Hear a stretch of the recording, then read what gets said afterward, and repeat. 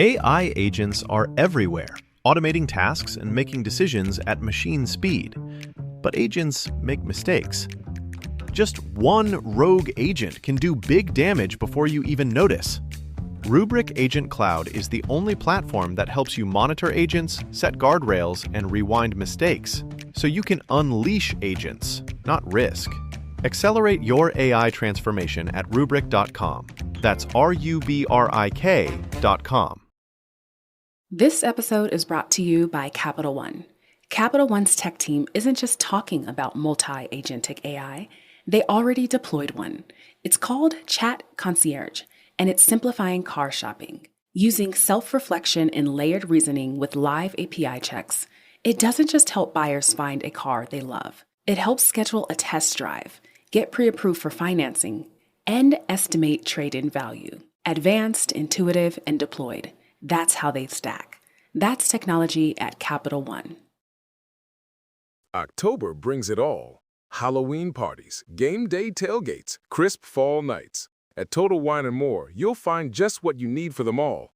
Whether you're hosting friends or enjoying the cool fall air, you'll find thousands of wines, spirits, and beers at the lowest prices. Mixing up something spooky?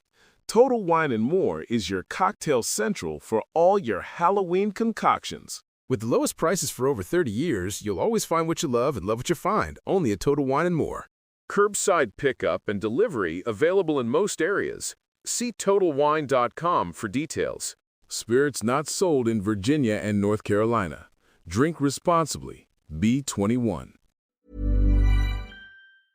As a small business owner, you don't have the luxury of clocking out early. Your business is on your mind 24/7. So when you're hiring, you need a partner that works just as hard as you do. That hiring partner is LinkedIn Jobs. When you clock out, LinkedIn clocks in. LinkedIn makes it easy to post your job for free, share it with your network, and get qualified candidates that you can manage, all in one place. With LinkedIn's new tools, you can write great job descriptions and quickly get your post in front of the right people using deep candidate insights. You can either post your job for free or pay to promote it. Promoted jobs get 3 times more qualified applicants. At the end of the day, what matters most is the quality of your candidates. 72% of small businesses using LinkedIn say it helps them find high-quality hires. And you can boost your reach by adding a hashtag hiring frame to your profile picture to get twice as many qualified candidates. Find out why more than 2.5 million small businesses use LinkedIn for hiring. Post your job for free at linkedin.com/DTNS. That's linkedin.com/DTNS. Terms and conditions apply. This is the Daily Tech News for Thursday, October 23rd, 2025. We tell you what you need to know. We follow up on context. We try our best to help each other understand. Today, the year of smart glasses shapes up with Amazon making its delivery drivers wear them. And Andy Beach tells us why Reddit is suing data brokers for using Google search. I'm Tom Merritt. I'm Huyen Whitdow. And I'm very excited you're back, Huyen. We miss you. I miss you guys too. Let's start with what you need to know with the big story. As I continue to believe that 2026 will be the year of the smart glasses, we get yet another entrant into the race. In fact, we've got 2 in today's show. See if you can spot the second one. The first one, Amazon announced Wednesday that it is testing smart glasses for its North American delivery drivers. They have plans to give everybody them, but they're starting in North America. They look like normal glasses, but they have a monochromatic heads-up display in one lens, gives you a kind of a green overview, very 1980s Apple II. It also has speakers and a camera, kind of thing you expect in smart glasses, and connects to a wireless controller that has buttons, including an emergency button, which I thought was interesting, and a swappable battery. So it's supposed to last all day, but if it doesn't, you can swap a new battery in. That wireless controller sits in the driver's vest. You always see them wearing those blue vests. It sits in the vest and then connects to the camera. The glasses are off until the driver parks. It can tell when the van has come to a stop. Then they activate, and it can highlight the package in the truck so it's faster to find it. It can scan it to confirm it's the right one and log it as, like, okay, that one's been picked up.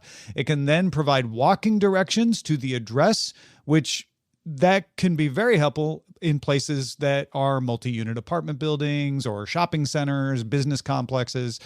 You can also use them to take proof of delivery, if you've ever seen them do that. They usually pull out a phone. Don't have to do that. You can just take it right in the glasses. And they can accommodate prescription and even transitional lenses if you want them to turn dark out in the sun. All of this speeds things up by helping the delivery drivers find the right package faster, get the delivery location faster, and keep their hands free the whole time. Well, I guess they have to carry the package. Can't do that wirelessly yet. But you don't have to juggle all those. Future versions could add alerts for hazards, like if it identifies a loose dog in a yard, or if you're about to drop it off at the wrong address, like, ho, that's not the right place. I don't know. I know this isn't the biggest story in the world, but I thought it was a big story because it is non-controversial, right? It doesn't have the privacy implications that you sometimes have along with these. It's certainly helpful for the driver, but not replacing them. It's just making their job easier. Yeah, I think this is one of those specific cases that I think I assume for anyone who's like a smart glass enthusiast and knows the story of Google Glass or just like in general, this is one of those cases where it just feels like it really fits, right? Where it's, something commercial, it has a very specific purpose, and it, as you said, does not replace the person, just makes their job easier. And seems like there's a lot of safety involved from just safety of using it, where it doesn't really, doesn't really automate, doesn't really work while the driver's driving. And, like for things like, loose pets or verifying mistakes. It seems like, seems like generally like a big win. I guess if you wanted to get a little dystopian or big brothery, you could argue that maybe something about Amazon being able to track drivers, which I mean, fair.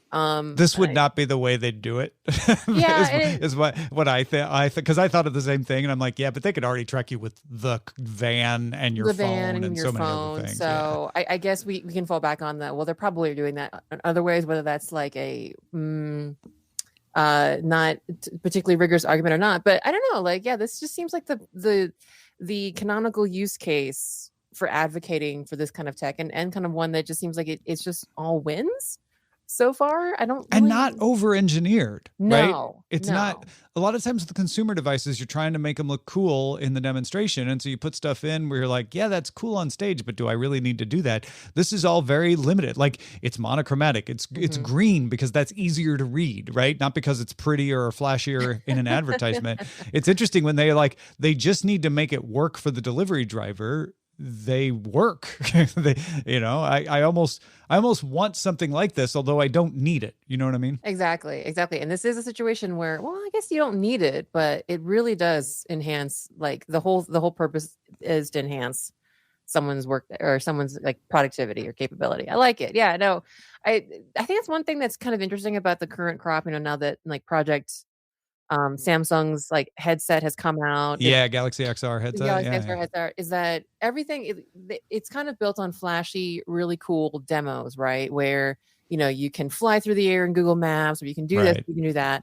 And while we can't argue that it's not cool and the technology behind it is very sophisticated, it's hard for the common person to connect with that because, like, that's really cool, but how often am I going to be looking at family photos with the big headset on?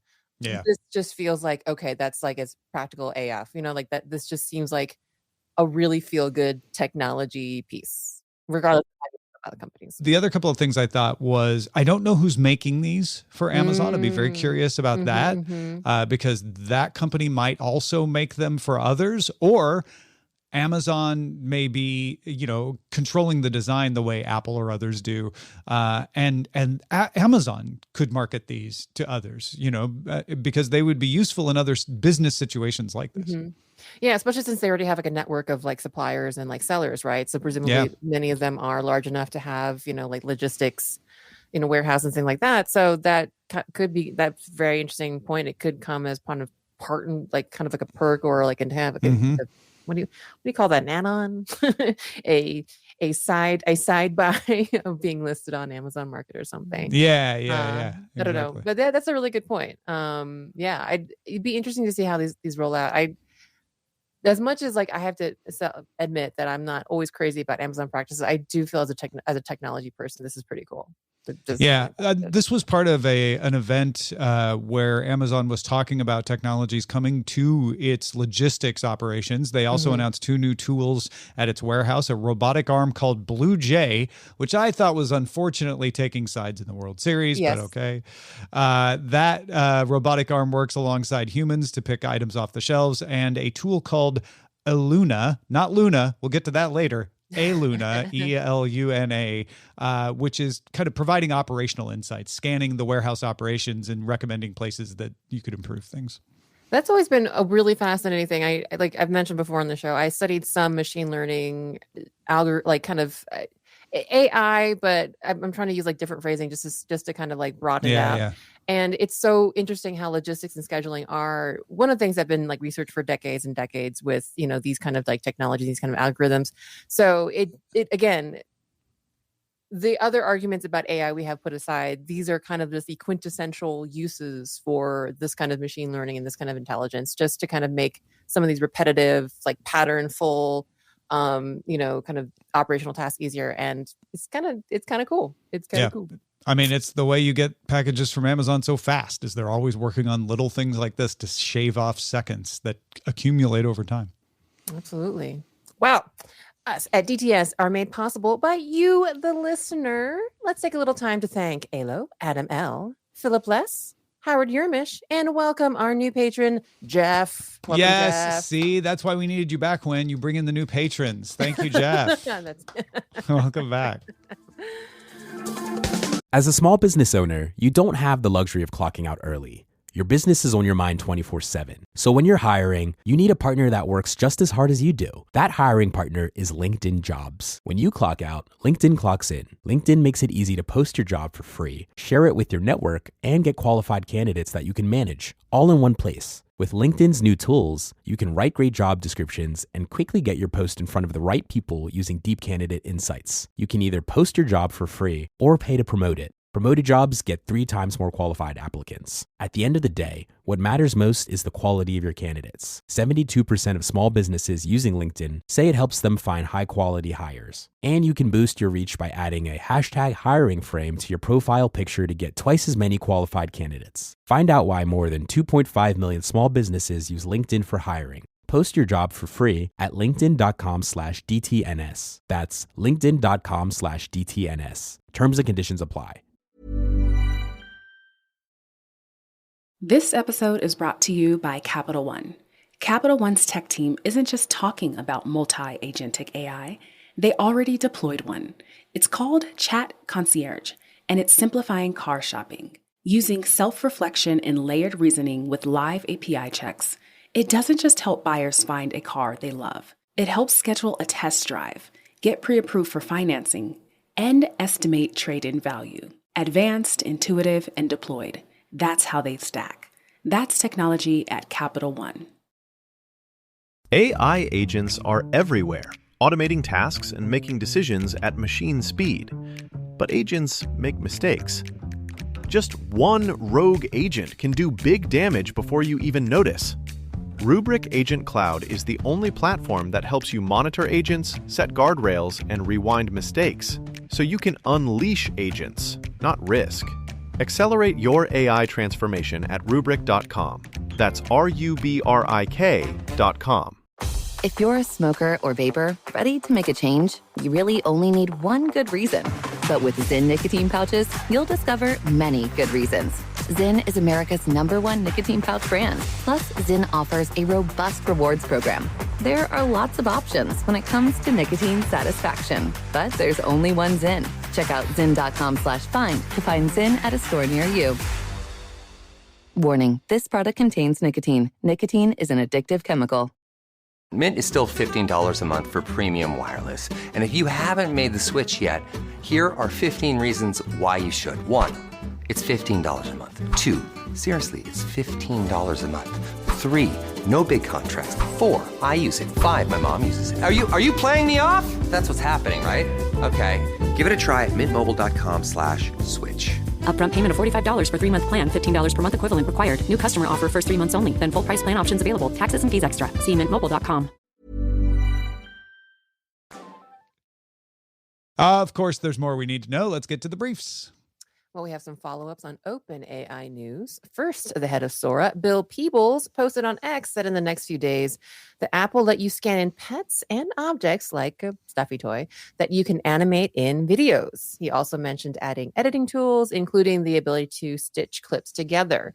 Now, OpenAI's head of the Atlas browser, Adam Fry, posted on X that profiles are coming to the browser along with tab groups, an ad blocker, and more.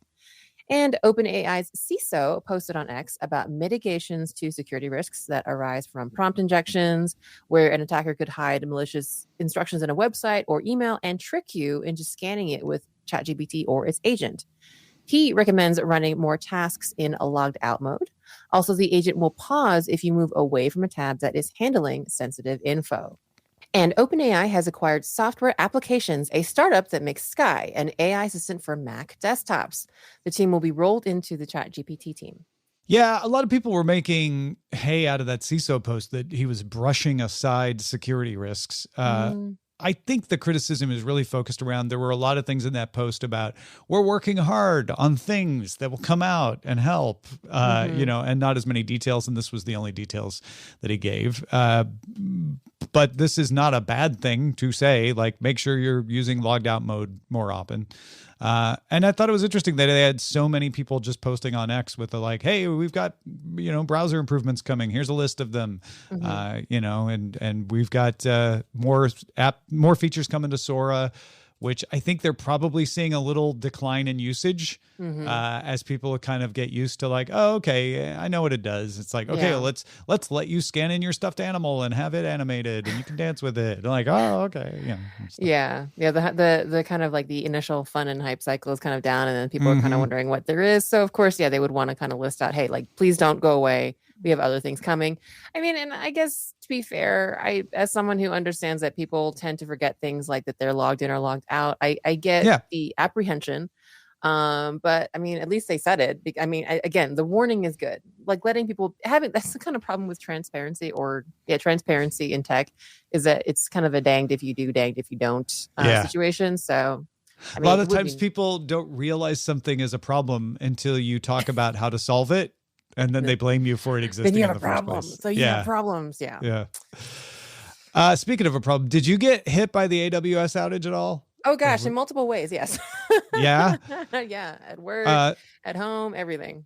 So I imagine you are among the many people who are interested in what actually caused it. AWS posted details about the US East 1 outage from Monday.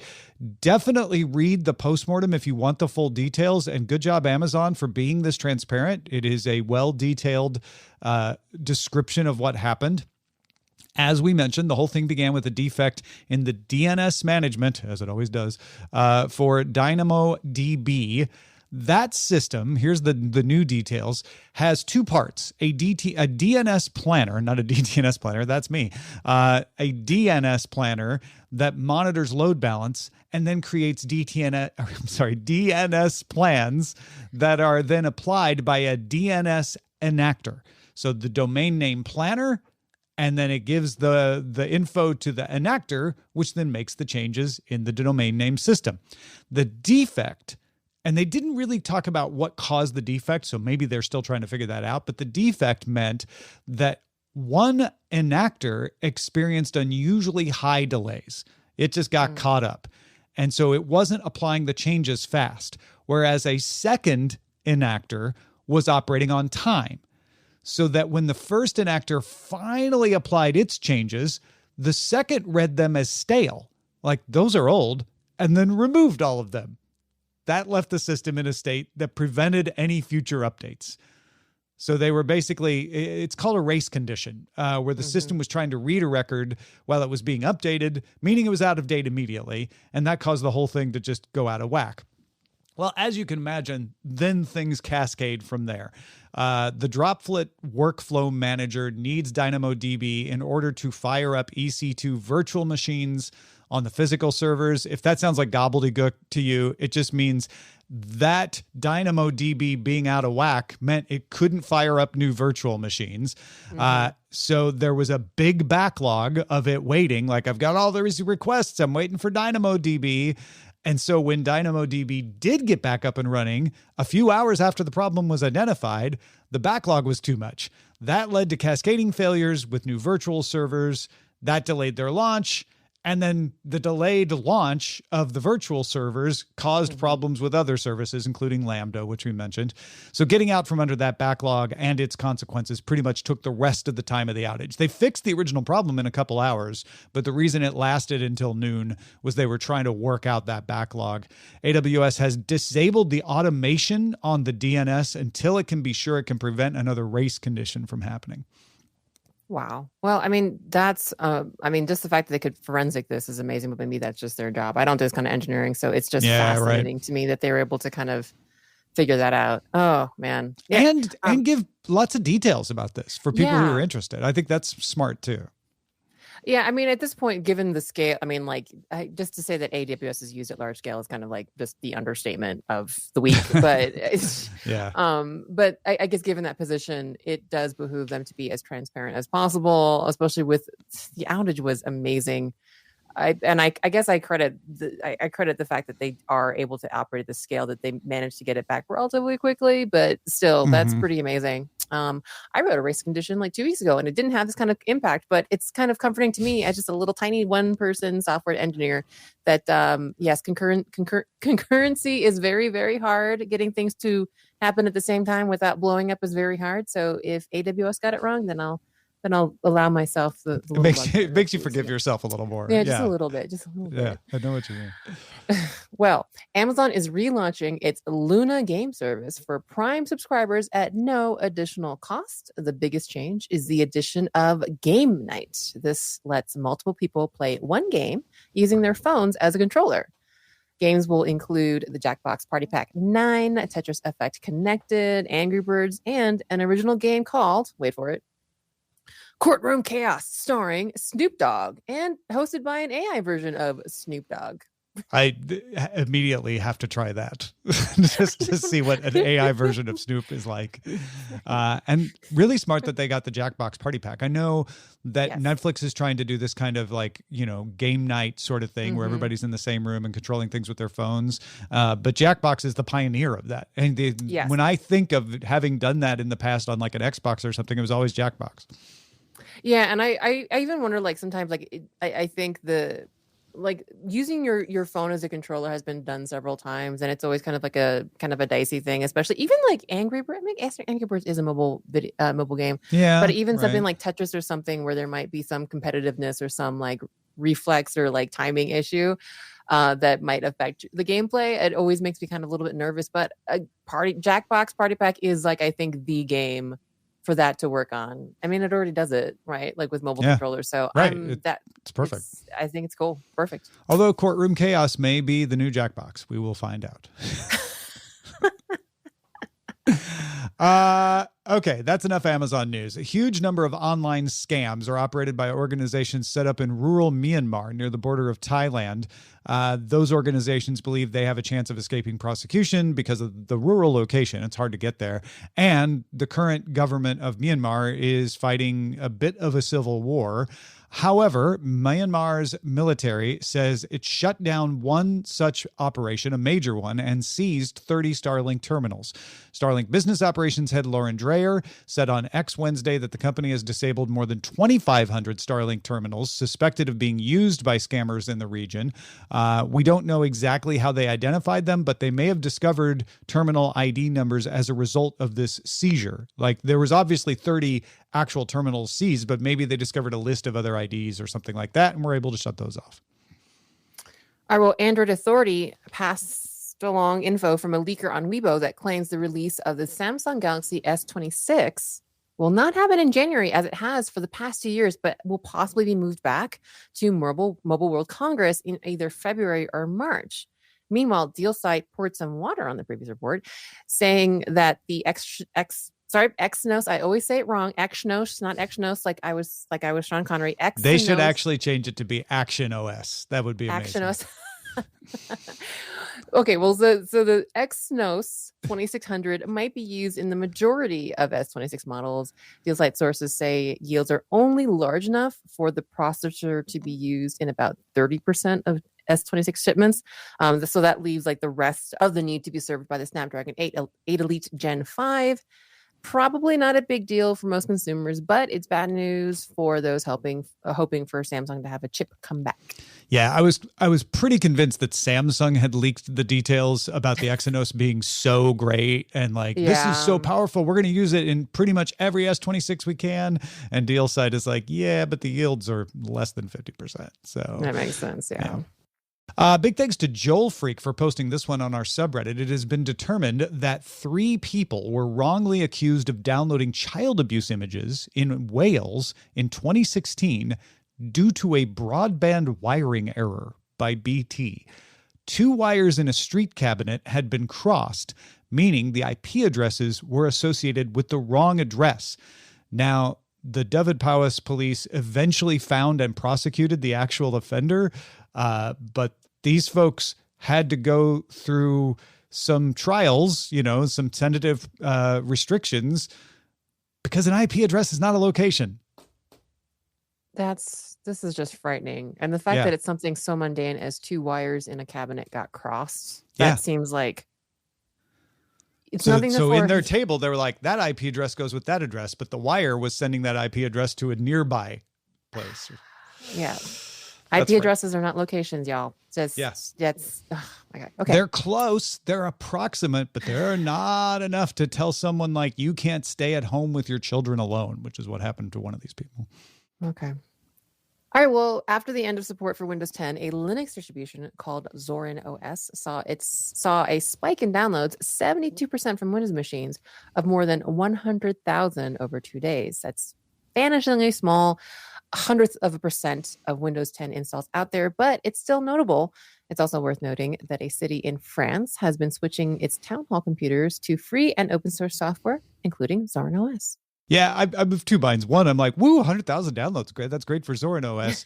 But part of me is like, that's also not that many considering. And when you got a city in France doing this, but still, it's still good for Zorin OS. And now people know about Zorin OS. Hey, getting the name out there. Finally, some quick headlines that are just good to know if you want to understand news in the future. Pay attention to these. Bloomberg sources say Microsoft's CFO, Amy Hood, has set a goal of 30% profit margins for its Xbox gaming division, leading to price rises, canceled products, and layoffs. Alibaba announced its Quark AI glasses, smart glasses, which include speakers, a camera, a mic, and a chatbot, will go up for pre-order on October 24th for 4,699 yuan. That's about $660 US, and they'll ship in December.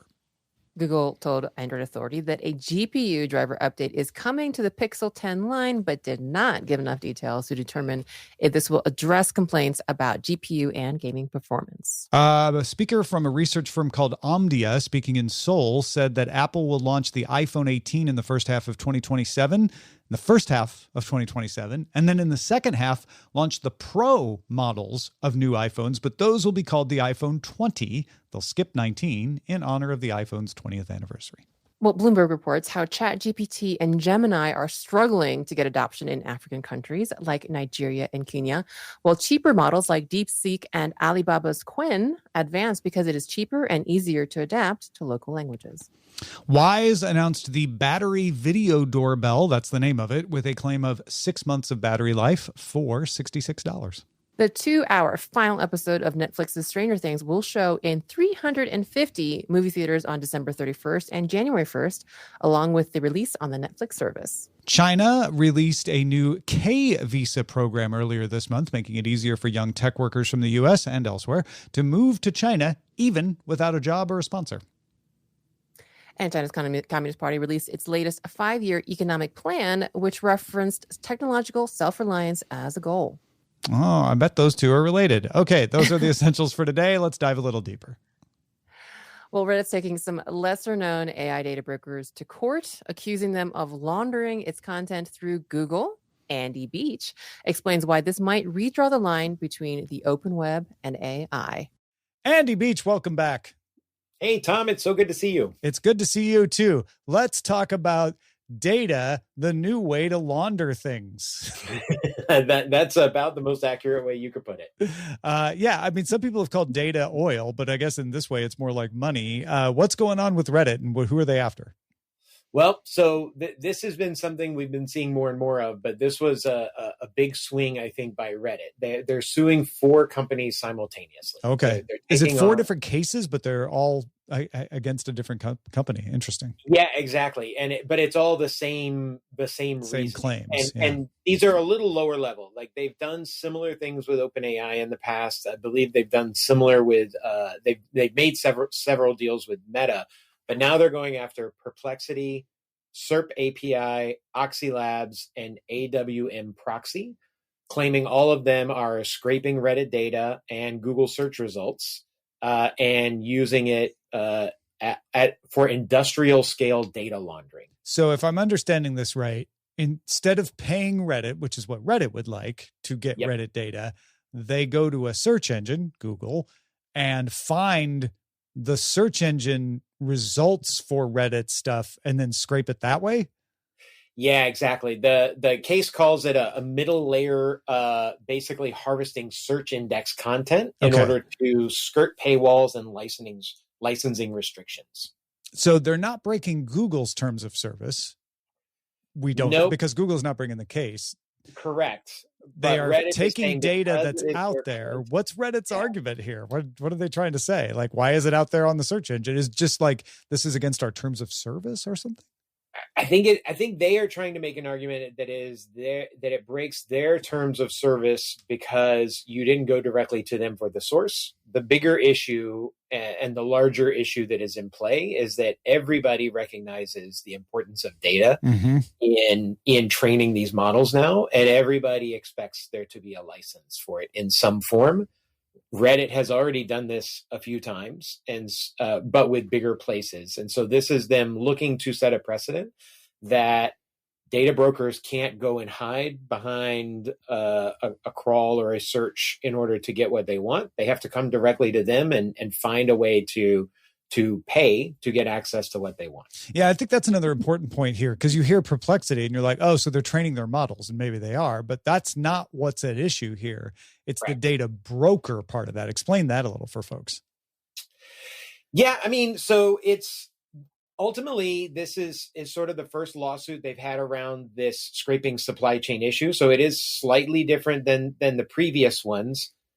What it basically means is that if in future cases that come up, or in future business scenarios where someone tries to come in and scrape a search result versus scraping the website directly, they will have a precedent that is set that says a data broker is not allowed to go by this path. They can only go through to glean information out of the content or out of the website or the URL directly, versus a search result that would be some abbreviated version of the data. And the data brokers sell the data on to other people. Correct. Yeah. This is for them as an optimization business. Right. They're the middlemen. What Reddit is saying is, it's fine if you do that to make our site more viable and findable. It's not okay if you use it to train something that potentially limits or mitigates the need to go to our website. And they're not suing Google. So presumably Google, even though they would have the biggest opportunity to do that, is not doing that. At least Reddit's not accusing them of doing. Absolutely. They're sort of still staying out of this, interestingly. I mean, I guess part of it is no doubt that they are also training their own models and they are doing their own pieces. And so they are sort of cutting a fine line here.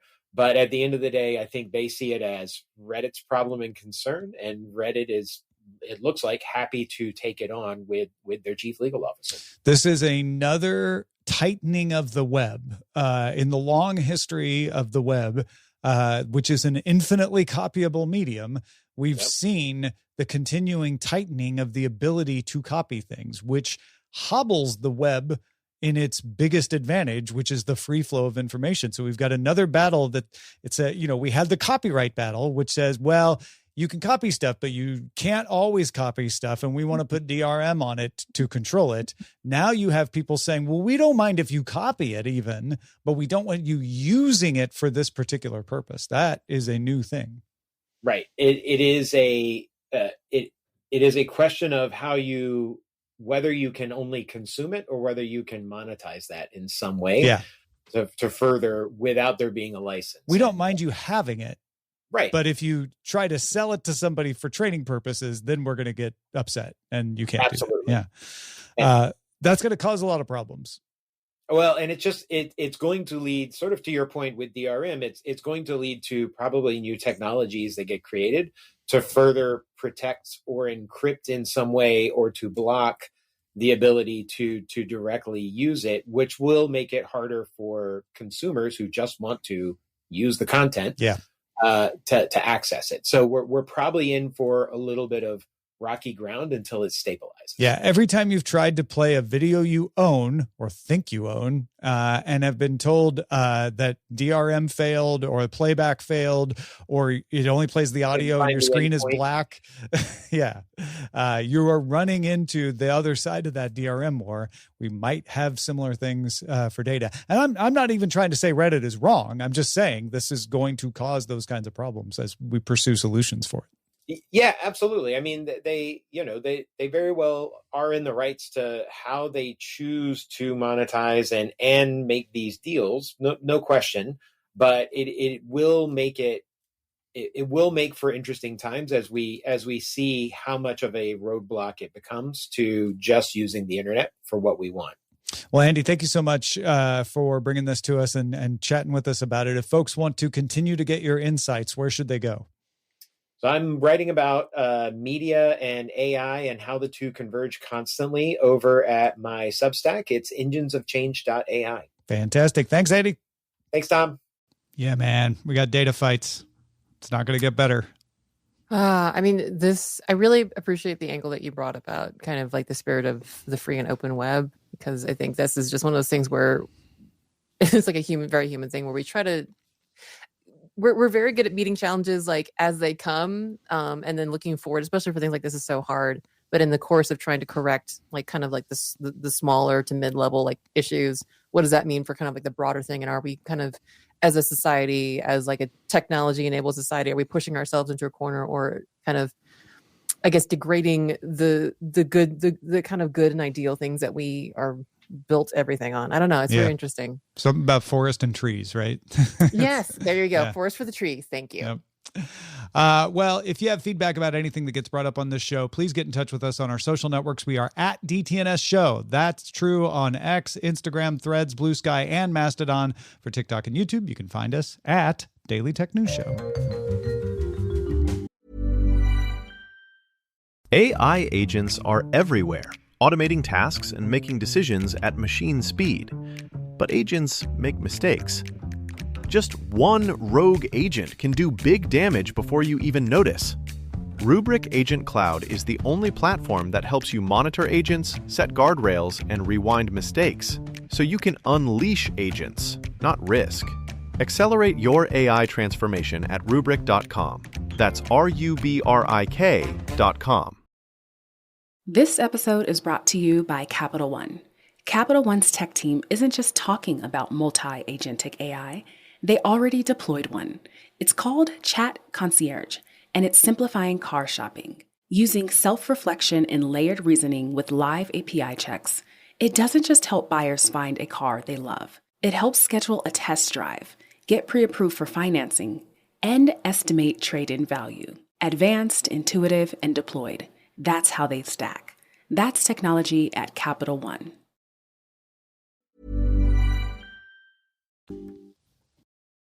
We end every episode of DTNS with some shared wisdom. Today, Mike has an educated guess about what Apple is up to with Apple TV.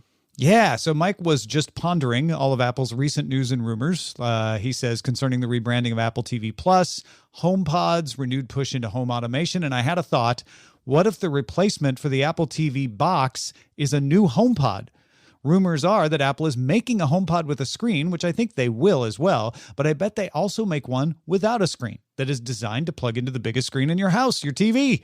Apple TV would be Apple's streaming service that is accessed through this new device that would also host your other streaming apps as well as all their home automation plays. Current Apple TV already dabbles with this. It can run automations and view HomeKit-enabled security cameras. If the HomePod is not just an audio-first device with a smart assistant built in, but rather the center of all your home automations, Apple would make itself the center of your home's operating system. Just a thought. I like it, Mike. It makes sense. Yeah, I think if Mike hasn't cracked it, Apple should pay attention to Mike because I think it's a good, right? It's actually a very Apple-y idea. So, Mike, if they aren't doing it, you should get some kickbacks for that or something because, yes, absolutely. They should hire you as a consultant. Well, what are you thinking about? Do you have some new strategies for a fan company? Do you have some insights into a story? Share it with us. Feedback at dailytechnewsshow.com. Yeah, big thanks to Andy Beach and to Mike for contributing to today's show, and Joel Freak as well. Thank you for being along for Daily Tech News Show. You can keep us in business by becoming a patron, patreon.com/DTNS.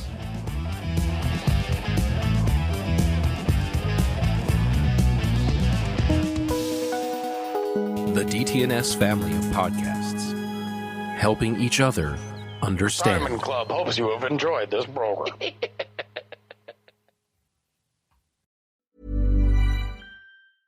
AI agents are everywhere, automating tasks and making decisions at machine speed. But agents make mistakes. Just one rogue agent can do big damage before you even notice. Rubrik Agent Cloud is the only platform that helps you monitor agents, set guardrails, and rewind mistakes, so you can unleash agents, not risk. Accelerate your AI transformation at Rubrik.com. That's RUBRIK.com. This episode is brought to you by Capital One. Capital One's tech team isn't just talking about multi-agentic AI, they already deployed one. It's called Chat Concierge, and it's simplifying car shopping. Using self-reflection and layered reasoning with live API checks, it doesn't just help buyers find a car they love. It helps schedule a test drive, get pre-approved for financing, and estimate trade-in value. Advanced, intuitive, and deployed. That's how they stack. That's technology at Capital One.